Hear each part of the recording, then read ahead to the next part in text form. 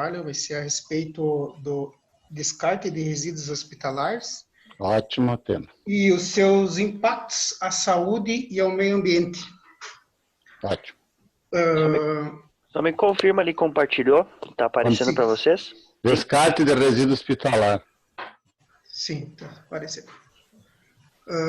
Daí eu vou falar um pouco a respeito que eu trabalho na área da saúde, como é o destino correto, desde dos cuidados com os pacientes, a manipulação dos medicamentos e o descarte correto. Caso alguém tiver alguma dúvida, queira perguntar. Fabrício, Oi. trabalha onde? Eu trabalho no Hospital IOT. Maravilha, ótimo. Daí, Resíduos de serviço de saúde, muito bom. Isso, eu trabalho na UTI, onde tem os pacientes mais graves, né? Então, eu vou falar um pouquinho a respeito dos cuidados, que a maioria do pessoal não sabe, ou não dá importância, ou não liga para isso. Tema bem escolhido, muito bom. Que a gente está vivendo um momento delicado, essa pandemia.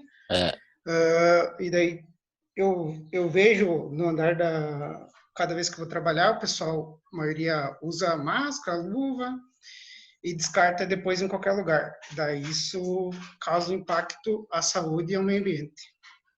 Então vamos lá. A importância, os cuidados e o descarte de resíduos hospitalar. O descarte de lixo hospitalar deve seguir rigorosamente normas da Anvisa, pois os riscos referentes ao caráter infectante desses resíduos exigem cuidados específicos na hora do descarte. Por sua própria natureza, o hospital é uma grande fonte de variedade de resíduos, sejam eles biodegradáveis ou matérias tóxicas. Geralmente, as sobras são agrupadas de acordo com o seu tipo, já que muitos deles são infecciosos, mas o que não sejam infecciosos também podem classificados como perigosos. O descarte de resíduos hospitalares fazem grande diferença e evita problema para hospitais, clínicas, laboratórios, principalmente para pessoas que recolhem tais materiais. Vale ressaltar que os resíduos infectantes domésticos, seringas, ataduras, remédios e etc., também deve ser descartado com todos os cuidados. Tem um exemplo, tipo, como eu falei, das máscaras.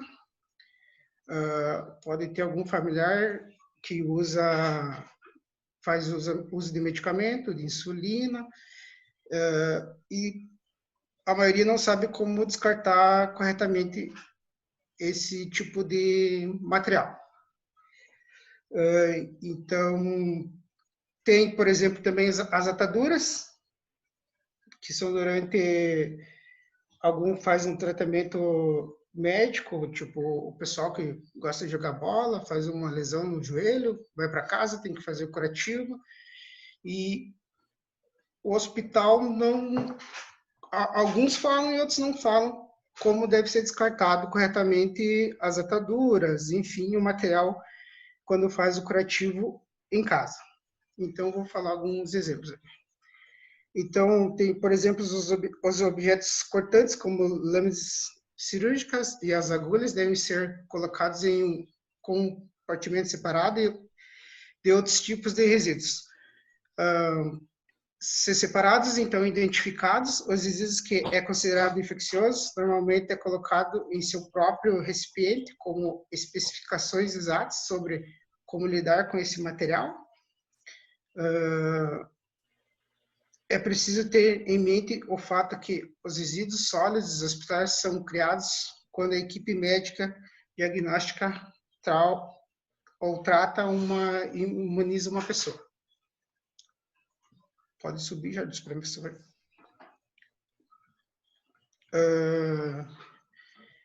Então, todos os anos, cerca de 2 bilhões de toneladas de resíduos hospitalares são produzidos, e a maior parte vem de pronto-socorros, maternidades e consultórios médicos, etc. Conhece também como classificados os resíduos hospitalares o primeiro passo para a realização de separação dos mesmos e, consequentemente, realizar o descarte correto. Como descartar os resíduos hospitalares corretamente? O correto condicionamento, assim como o descarte de resíduos hospitalar, deve ser realizado da seguinte forma. Os materiais radioativos dispõem da regulamentação própria do CNE, Comissão Nacional de Energia Nuclear, e seus procedimentos devem ser feitos de acordo com essas especificações. Porém, é importante ressaltar que os hospitais são os responsáveis por sua destinação final. Os materiais farmacêuticos devem ser devolvidos aos fabricantes, sendo os próprios fabricantes os responsáveis por sua correta destinação final. Contratado uma empresa especializada de coleta de materiais. Os resíduos infectantes devem ser colocados em sacos plásticos brancos, sempre identificados de forma visível como um símbolo de risco infectante em sua parte frontal. A destinação final desses materiais deve seguir a resolução RDC 306/204 da Anvisa. Essa foto é de um lixo lá do hospital, onde está bem identificado o que vai nele e o símbolo. Então, resíduos de serviços de saúde e sua classificação. Qualquer descuido com os resíduos põe em risco todos os trabalhadores da saúde, principalmente os que estão diretamente relacionados com a parte de limpeza e... Sobe para mim, Jardim, por favor. E coleta. Como a gente pode ver que a maioria das pessoas que faz as coletas acabam se picando com agulhas e alguns outros objetos hospitalar ou mesmo doméstico que são descartados incorretamente. Esta será a segunda parte da expansão básica sobre o plano de gerenciamento de resíduos de saúde. É interessante que você leia a primeira parte, de resíduos de serviços de saúde e biossegurança, para que você consiga acompanhar esta segunda parte que apresenta a classificação dos resíduos. Então, os resíduos estão divididos em 5 grupos: o A, o B, o C e o D. E o E. Os planos de gerenciamento de resíduos de saúde, conhecidos como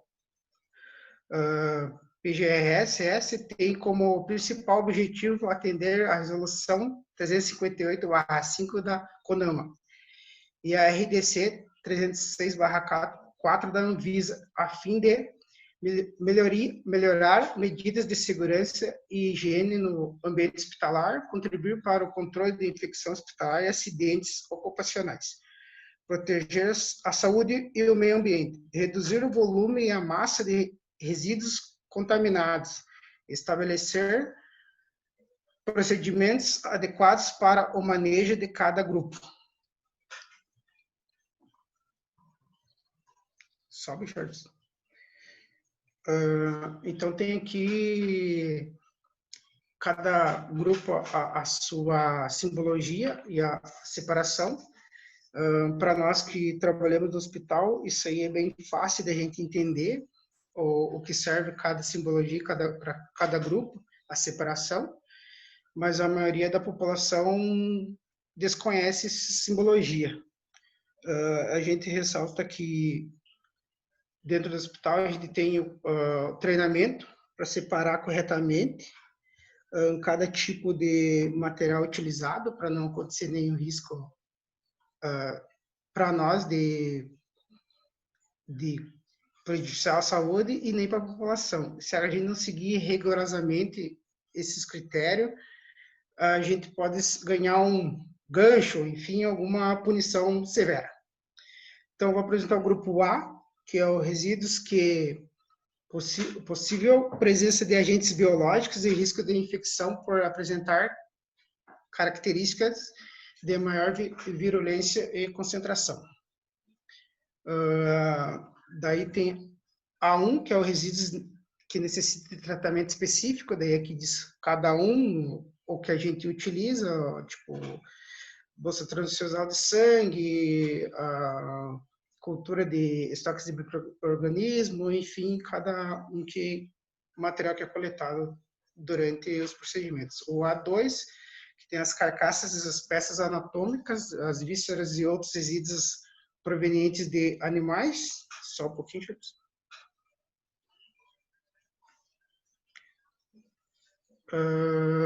submetido de animais, o processo de experimentação com inclusão de micro-organismos, bem como forrações.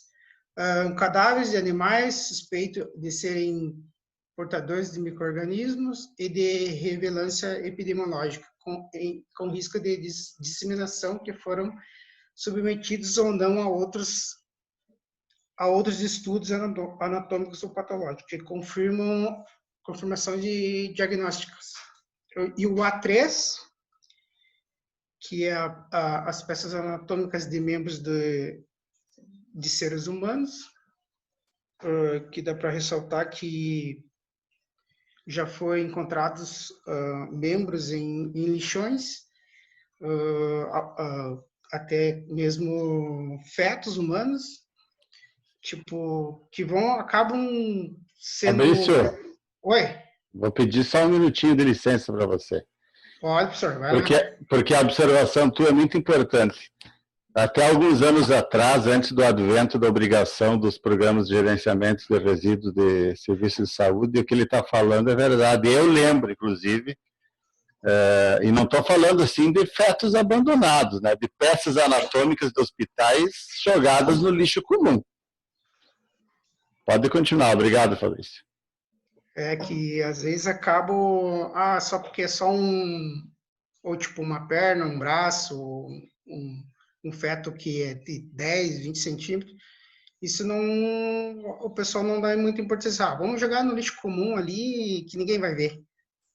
E isso é errado. Muito errado. Então, a A4, que tem os kits de lâminas e as artérias endovenosas, que é o que nós utilizamos no hospital, tipo de filtros e coisa, que aqui ressalta, tipo, a utilização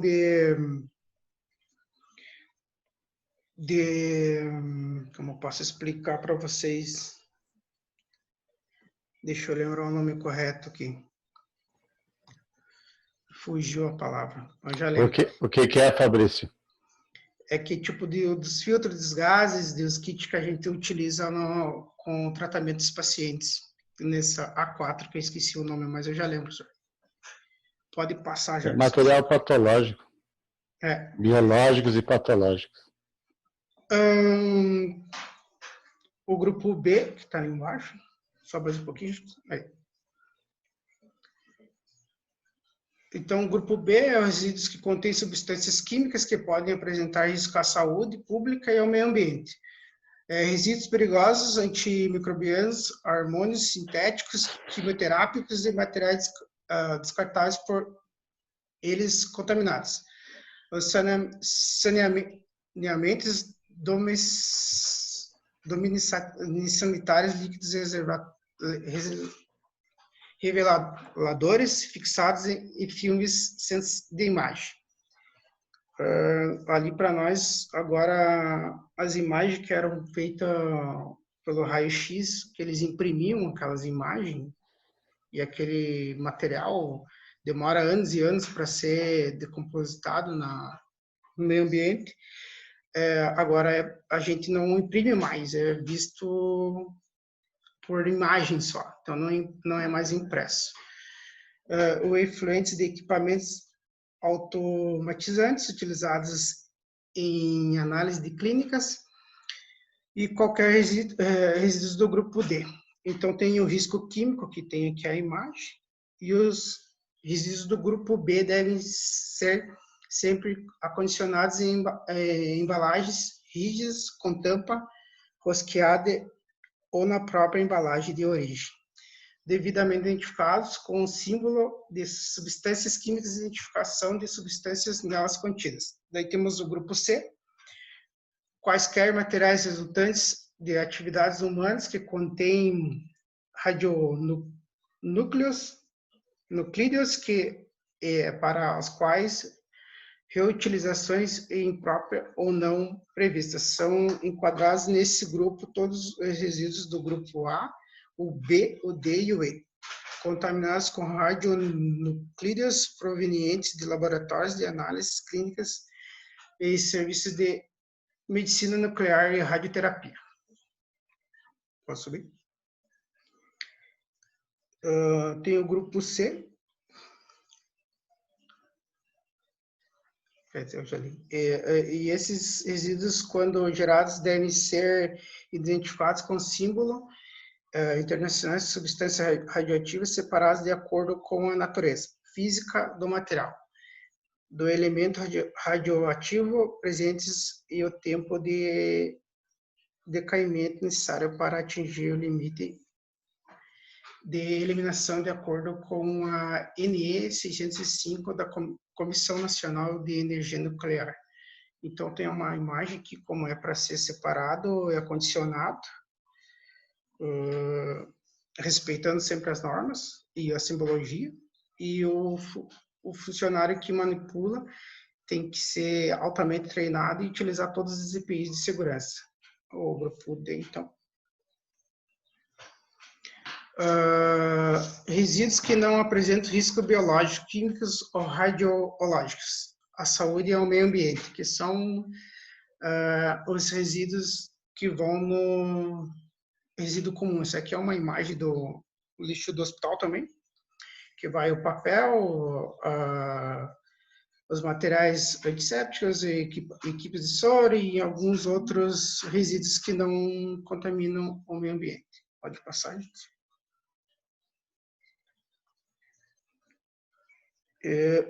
E o grupo D são os resíduos que põem ou não a caráter de risco potencial à saúde e ao meio ambiente. A diferença deste grupo para o grupo A é que o material inclui no grupo E são perfuro-cortantes ou escarificantes, objetos e instrumentos contendo cantos, bordas, pontas ou protuberâncias rígidas e agudas capazes de cortar ou perfurar, que eu falei que como era agulha, bisturi e alguns outros que a gente utiliza no hospital. Pode passar para baixo. Então, tem a imagem aqui dos pérfuros, só um pouquinho, para mim ler ali em cima, aí. Os pérfuros cortantes, uma vez colocados em seus recipientes, não devem ser removidos por razão alguma é importante observar o limite máximo permitido para o preenchimento de cada recipiente para evitar acidentes. Então, tem a simbologia do grupo E.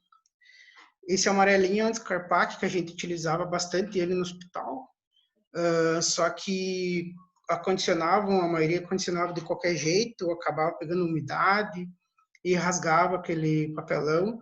Então, agora a gente utiliza esse galãozinho de plástico que tem do lado aqui, com a tampa, é lacrado e daí é acondicionado de forma correta. E assim não é aberto mais. Então, os resíduos de serviço de saúde e a biossegurança, o gerenciamento dos resíduos de serviço de saúde, o gerenciamento de resíduos é constituído por um conjunto de procedimentos de gestão. Esses procedimentos são planejados, implementados a partir de bases científicas e técnicas de normas legais com o objetivo de minimizar a produção de resíduos de serviços de saúde e proporcionar os resíduos proteção do meio ambiente e os efluentes oriundos desses estabelecimentos de serviços de saúde para a manutenção da saúde pública e a segurança do meio ambiente, antes de serem lançados aos ateus e CTRs, devem passar por um processo de autoclavagem. Pode continuar, Jadson, por favor. Isso, então agora a gente vai falar um pouco de como a parte de esterilização desses resíduos ali. Então, o autoclave, originalmente utilizado na esterilização do material cirúrgico, ele foi desenvolvido para a esterilização de resíduos. É um aparelho muito utilizado em laboratórios de pesquisas e hospitais. O processo consiste em manter o material contaminado em contato com o vapor de água sob pressão, em temperatura elevada, garantindo as condições de alta temperatura entre 105 e 150 graus, por um período de tempo suficiente para matar todos os micro-organismos. Então, ele é um cilindro metálico resistente, né, vertical ou horizontal, onde geralmente fica a resistência que aquecerá a água. Possui uma tampa que apresenta parafusos e orelhas, permite fechá-la hermeticamente. E em cima das tampas estão as válvulas de segurança e de ar. Também apresenta uma chave para controlar a temperatura e também os indicadores de temperatura e pressão.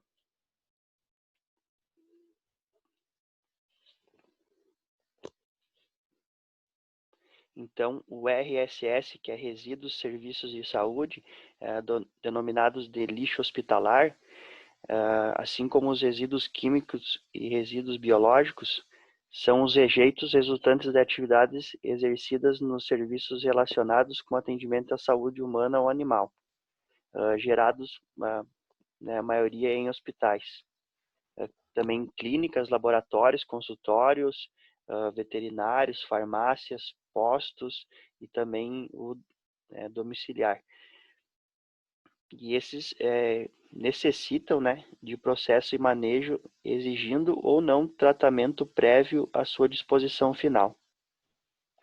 Existe uma diferença em destino final e tratamento de resíduos. O tratamento é preciso atender o antecedente do destino final, sendo para cada tipo de resíduo existe um tratamento e um destino final específico. Então, o autoclave, ele abrange contra os resíduos biológicos, cultura inóculos e outros. Sangue, hemoderivados, resíduos pérfuro-cortantes, cirúrgico, com exceção de peças anatômicas. E resíduos decorrentes da assistência ao paciente, como secreções, excreções e outros. Então, o processo ali seria um pré-vácuo, depois a admissão de vapor, esterilização, exaustão lenta, arrefecimento de carga e descarte do condensado. Pois o Fabrício pode falar, não sei se eles têm algum desses equipamentos lá no hospital, né? Sim, esse material, esse equipamento é utilizado bastante na CME, onde que vai todo o material para esterilização, onde é lavado e esterilizado, que a gente explicou ali, e depois é embalado para ser reutilizado novamente. Então, existe o PGRSS, que é um plano de gerenciamento de resíduos de serviços de saúde. É um conjunto de procedimento de gestão que visa o correto gerenciamento dos resíduos produzidos no estabelecimento. Esses procedimentos devem ser planejados e implementados a partir de bases científicas e técnicas, normativas e legais, com o objetivo de minimizar a produção de resíduos e proporcionar aos resíduos gerados um encaminhamento seguro de forma eficiente. Então, o RSSS são os resíduos gerados por serviços prestadores de assistência médica em atenção à saúde humana e veterinária, necrotérios, funerárias, onde se realizam atividades de embalsamento, serviço de medicina legal, instituições de ensino e pesquisa médica, unidade móveis de atendimento à saúde, serviços de acupuntura, serviço de tatuagem, dentre outros similares, os quais, possuindo potencial de risco em função da presença de material biológico,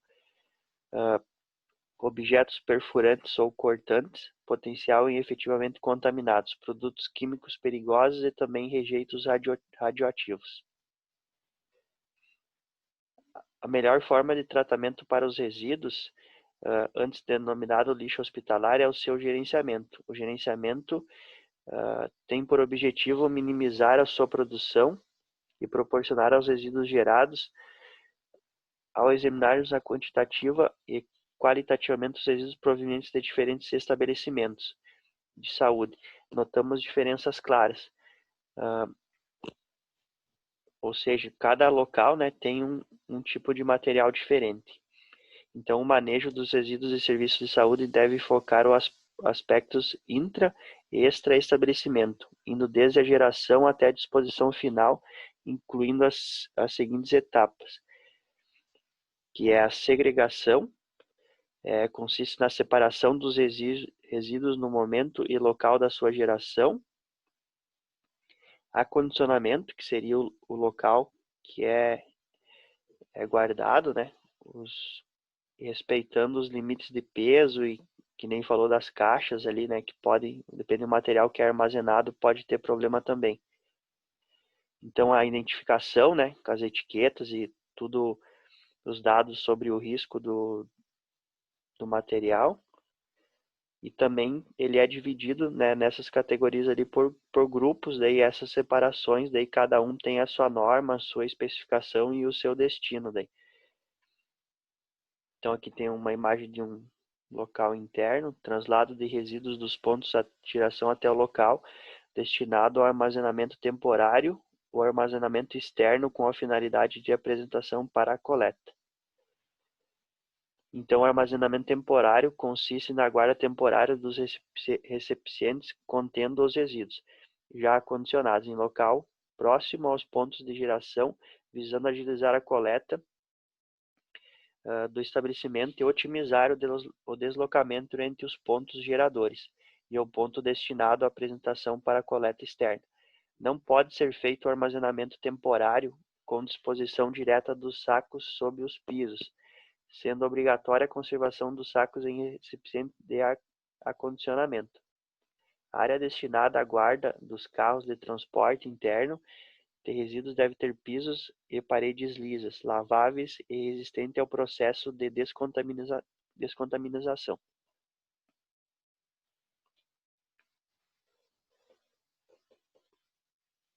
Então, aqui fala sobre um pouco do tratamento, né? A desinfecção ou autoclave por meios físicos ou químicos, realizada em condições de segurança e eficácia comprovada, no local de geração, a fim de modificar as características químicas, físicas ou biológicas dos resíduos e promover a redução, a eliminação ou a neutralização dos agentes nocivos à saúde humana, animal e ao meio ambiente. Então, a coleta e transporte externa, os veículos devem ser identificados e padronizados conforme o que preconiza a resolução da NTT. Devem, então, ser vedados e impermeabilizados. Ressaltando ali, professor, naquela imagem, que todos os funcionários têm treinamento específico para manipular os resíduos. Não pode só simplesmente qualquer um ali chegar e manipular. E eles têm que utilizar todos os EPIs corretamente. Correto. Então, qual que é o impacto do resíduo hospitalar sem tratamento? O lixo hospitalar sem tratamento adequado vai para o lixão comum, causando problemas ambientais como contaminação do solo, poluição das águas, lençol freático e sem contar um perigo para a própria população, para os catadores em geral. A usina deve ser localizada em área industrial, longe de áreas urbanas. Então aqui tem algumas imagens, né, do que se encontra tudo nos lixões, e aqui também tem um vídeo, um vídeo do pessoal, assim, tanto como descarte, né, como alguma visita ao pessoal lá no próprio lixão mesmo, mostrando, né, os materiais que eles encontram. Aqui tem um membro, ó, professor, no lixão aqui, ó, que foi de um catadores que acharam uma perna humana no lixão de Cuiabá, em 2017, bem aqui. Tá? Outro dia, né? Mesmo. Então, os tipos de tratamento para o lixo hospitalar: esterilização ou incineração. Então, qual a melhor alternativa? Então, de acordo com um estudo feito pelo Hospital Albert Einstein, o lixo infectante deve ser separado do restante do lixo hospitalar, sendo o treinamento de funcionários para esta função uma exigência do Conselho Nacional de Meio Ambiente. No entanto, desconhece-se a efetiva separação e destinação de tal tipo de lixo pelos milhares de hospitais brasileiros. Uma das práticas utilizadas é a incineração de lixo hospitalar. Eu ia falar para vocês, galera. Deixa eu fazer um comentário rápido, tá? Até poucos anos atrás, não faz muito, o próprio Hospital São Vicente incinerava as suas peças anatômicas e grande parte dos resíduos hospitalares, não é? Mas com a mudança da legislação, principalmente a partir de 2006, que é bem rigorosa, claro, pode ter fraude, principalmente nos rincões, né, do Brasil, mas na nossa cidade, vamos falar de Passo Fundo, é muito difícil uma instituição hospitalar fraudar a destinação dos resíduos hospitalares. Eles estão fazendo a coisa de forma correta atualmente. Isso aí, então a incineração, ela gera, né, a liberação de cinzas contaminadas com substâncias nocivas à atmosfera, como as dioxinas e os metais pesados. Isso. Que aumentam a poluição do ar. O processo gera emissões que podem ser mais tóxicas do que os produtos incinerados. A esterilização, ao invés da incineração, é uma alternativa válida e importante. No entanto, o seu elevado custo faz com que seja pouco utilizada. A colocação deste lixo em valas assépticas é considerada uma ação igualmente válida, porém o espaço necessário para isso e a devida fiscalização limitam o seu uso. Felizmente, a maioria dos hospitais faz o descarte do lixo hospitalar sem separar esses resíduos corretamente. Como os consumidores de medicamentos podem ajudar? Assim como o descarte do lixo hospitalar, os remédios e itens de saúde em que usamos no dia a dia também não podem ser jogados no lixo comum. Então, devemos descartar os comprimidos e remédios que usamos em casa e dos quais já não precisamos ou que estão vencidos. Galera, vou ser obrigado a fazer mais uma pequena intervenção no sentido de ajudar.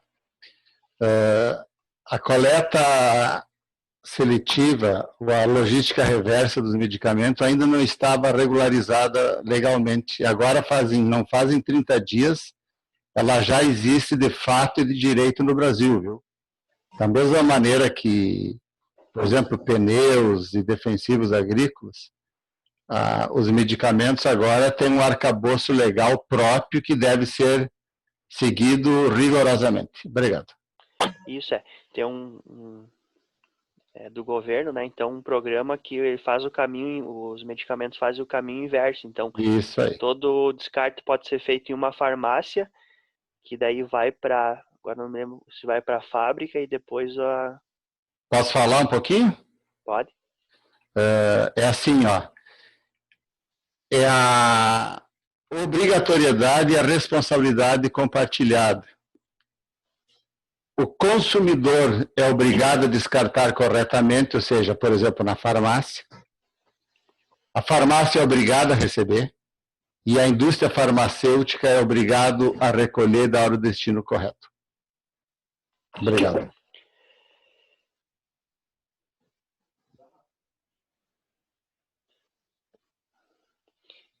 Então, aqui outros métodos. Então, desativação eletromagnética é utilizado pela Unidade de Tratamento de Resíduos SA. O TR, maior empresa da América Latina especializada em tratar lixos infectantes. O processo consiste na trituração dos resíduos que são depositados em tubos de tratamento. Após triturar, os micro-organismos são inativados por meio de um campo eletromagnético produzido por ondas de radiofrequência. O que sobra passa por constante análise feitas por técnicos capacitados. Então, tem micro-ondas, não deve ser o micro-ondas normal de casa. Essa é uma técnica nova. O princípio é parecido, mas não é o de casa, são maiores. Não, de casa.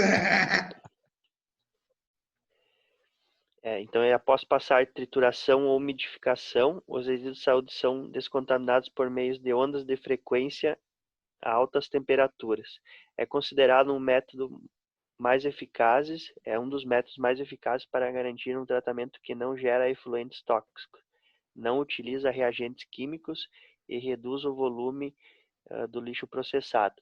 Contudo, a principal desvantagem se deve ao fato desse processo ter altos custos operacionais.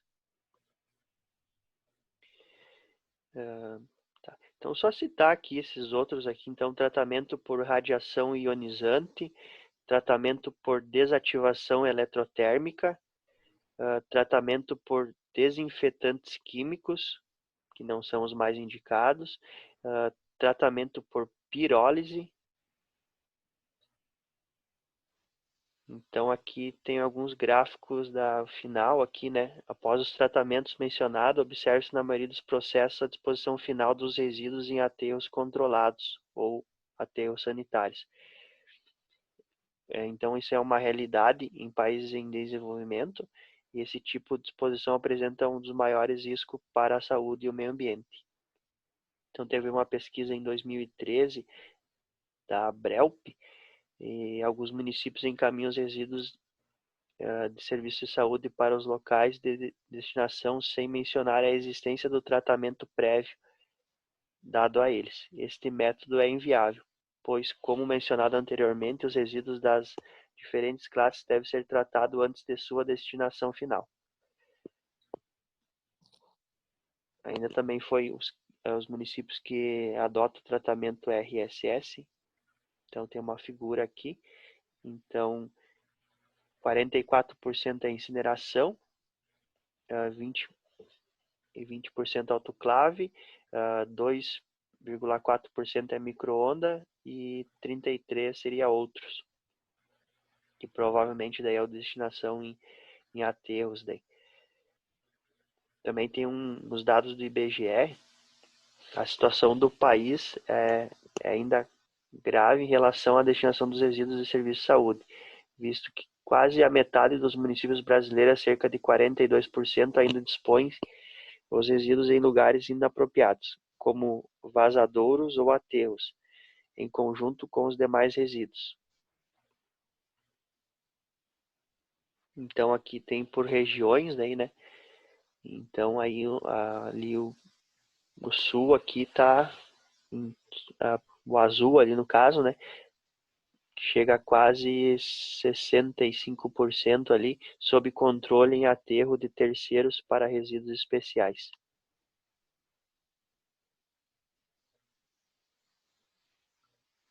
É isso aí.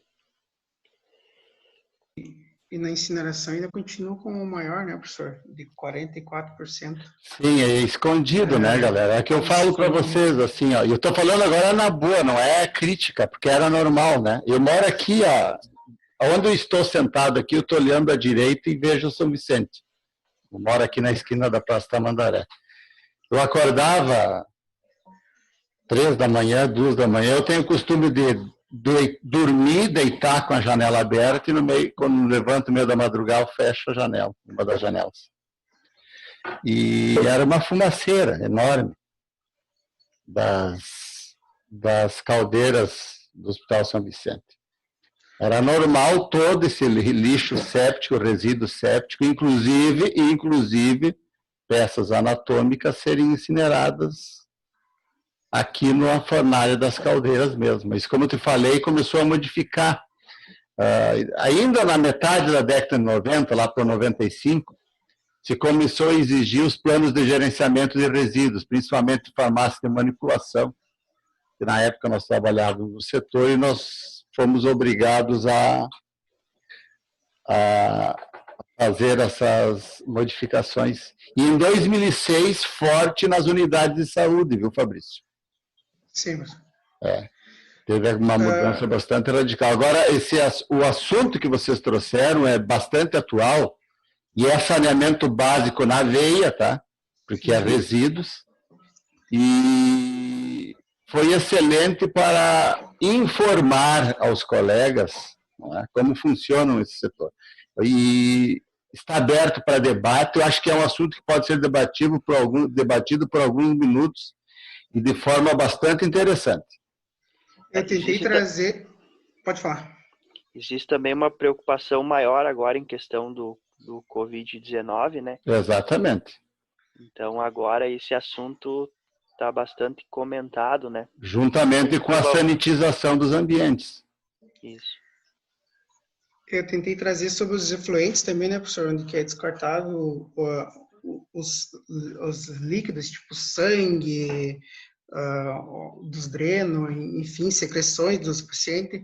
Eu tentei entrar em contato ajudar com o engenheiro ambiental do hospital, só que daí como eu recebi aqui que nós tínhamos que apresentar hoje, daí não consegui completar o trabalho, mas ele explicou meio por cima ali, que deu para entender, que eles têm bem certo lá onde que é acondicionado, é separado do, como se diz, do doméstico, né, não é junto, e é uma empresa terceirizada que vem e faz a coleta desse material e dá a destinação correta. Mas pode completar aí, professor. Não, é o que é possível eles coletam, né? E, infelizmente, uma boa parte vai para... Uma boa parte vai para o... Foi o que ele me falou, né, professor? Não tem jeito.